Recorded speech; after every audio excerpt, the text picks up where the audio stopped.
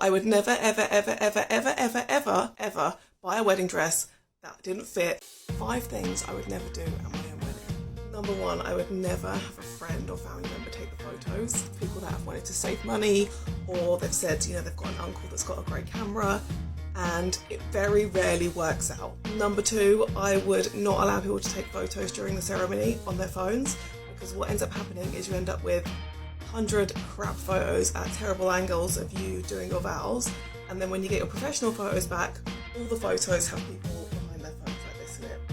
So put up a sign or get your officiant to make an announcement at the beginning and say, please no photos during the ceremony, we've got a professional, they know what they're doing, you're going to ruin it. Number 3 would be having the ceremony too late in the day. I would always try and have the ceremony between 12:30 and 2. The later the ceremony, the less time you have to party and to be with your guests, and people always say the wedding day goes so fast. Number 4, I would never, ever, ever, ever, ever, ever, ever, ever, ever, ever, ever buy a wedding dress that didn't fit that I was gonna slim into.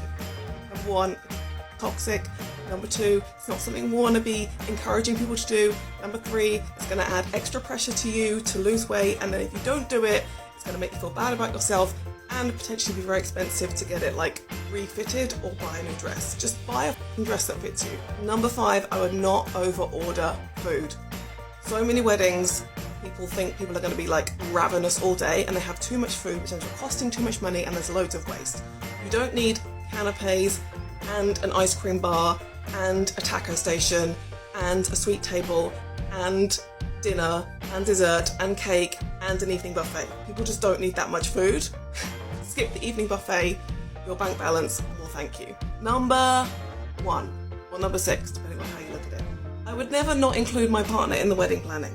They may not be that interested in flowers and wedding dresses and dove releases, but it is their wedding too, so, you know, get them involved. Number 2, stress too much about what other people think.